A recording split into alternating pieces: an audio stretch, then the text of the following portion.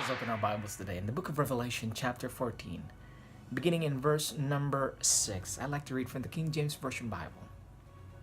And I saw another angel fly in the midst of heaven, having the everlasting gospel to preach unto them that dwell on the earth, and to every nation and kindred and tongue and people. Verse number 7.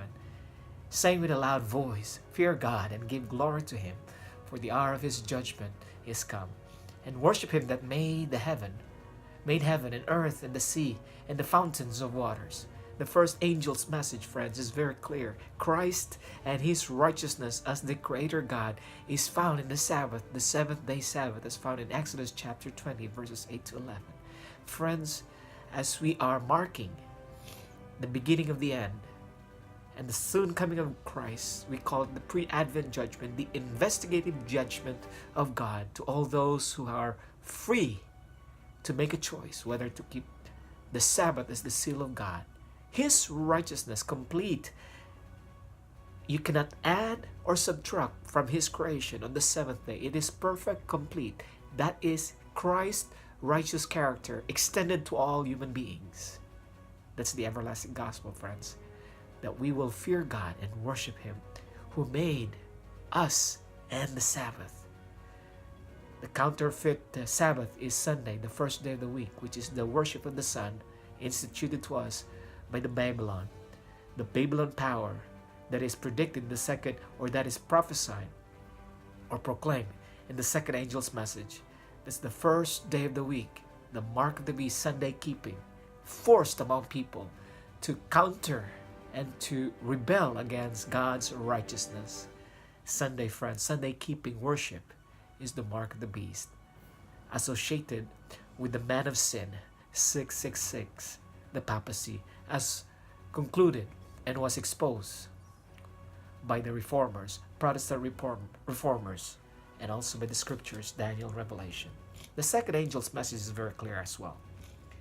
And there followed another angel saying, Babylon is fallen, a false religious system based on first day Sunday sun worship, is fallen, that great city, because she made all nations drink of the wine of the wrath of her fornication.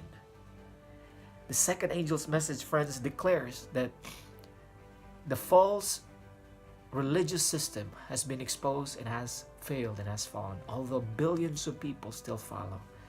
This religious system began in the ancient of times, from Nimrod, Egypt, Babylon, the Medo-Persia, the Greek, the Roman Empire, even to the European nations, and to the conquerors of the world.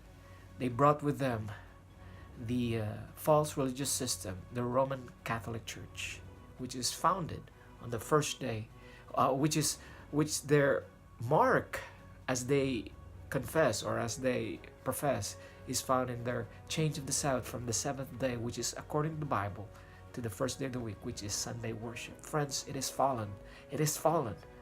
The false religious system, the worldly, the government, the economy, the political, it is fallen, friends. It is just a matter of time. And I'm very excited to tell you that the second angel's message reminds us and declares to us that indeed God, Jesus, through Jesus Christ, God the Father through Jesus Christ, has won, has eternal victory. And his righteousness, if we have faith in him, we will be saved. Not our righteousness, but his righteousness. So Jesus Christ has won against the power of darkness led by Lucifer, Satan, the devil, based in the Vatican, Rome, which is now the most powerful organization on earth, holding both the state and the church, the conscience and the enforcer, which is predicted in the Bible, in the book of Revelation, which is, as we all understand it, those who are students of the prophecy, United States of America. Friends, the second angel's message is very enlightening and very inspiring. Babylon has fallen. Confusion has fallen. The present truth has won. And those who embrace it will follow Jesus Christ and his righteousness and will worship the Sabbath, the first angel's message. Verse number 9. And the third angel followed them, saying with a loud voice, If any man worship the beast and his image, and receive his mark in his forehead or in his hand, the same shall drink of the wine of the wrath of God, which is poured out without mixture into the cup of his indignation. and he shall be tormented with fire and brimstone in the presence of the holy angels, in the presence of the Lamb. Friends, this is a clear message for all of us today. To come out, to get out of the false religious system. Because if we will worship the beast, which is Rome, and all its nations, all the nations that follow Rome, and his image, the United States of America, and receive his mark, Sunday keeping, in his forehead or in his hand, in their minds they're convinced that the seventh-day Sabbath is a false Sabbath, in their minds and in their hands, the same shall drink of the wine of the wrath of God, which is poured out without mixture in the cup of his indignation, and shall be tormented day and. It's a warning, friends, that hellfire is about to come.